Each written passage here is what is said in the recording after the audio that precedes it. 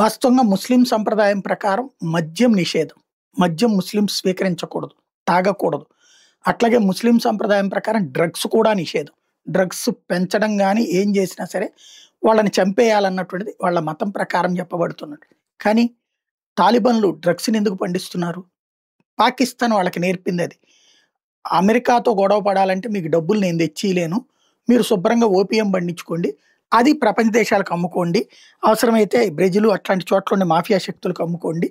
అక్కడికి పంపించుకుంటే వచ్చే డబ్బులతో మీరు ఉగ్రవాదం చేసుకోండి అని చెప్పి తాలిబాన్లని ఆనాడు పెంచి పోషించింది పాకిస్తాన్.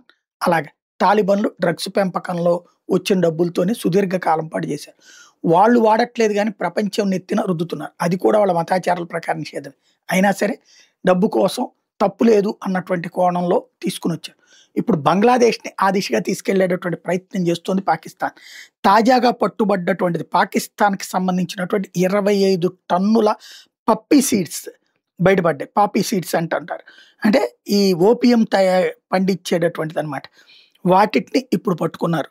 ఓవరాల్‌గా పాకిస్తాన్ బంగ్లాదేశ్‌కి పంపిస్తోంది ఇవన్నిటిని. అంటే బంగ్లాదేశ్‌లో ఉన్నటువంటి తీవ్రవాద శక్తులకి ఆర్థిక మూలాల కోసం అక్కడ మత్తు పదార్థాలు పండించే దిశగా వాళ్ళని మోటివేట్ చేస్తుందనమాట. అంటే ప్రపంచవ్యాప్తంగా ఉన్న మాదక ద్రవ్య వ్యాపారులకి పాకిస్తాన్‌కి ఏదో సాన్నిహిత్యం ఉన్నట్టుంది. పాకిస్తాన్ ఈ విధమైన వ్యాపారాన్ని ప్రోత్సహిస్తోందన్నది అర్థమవుతుంది.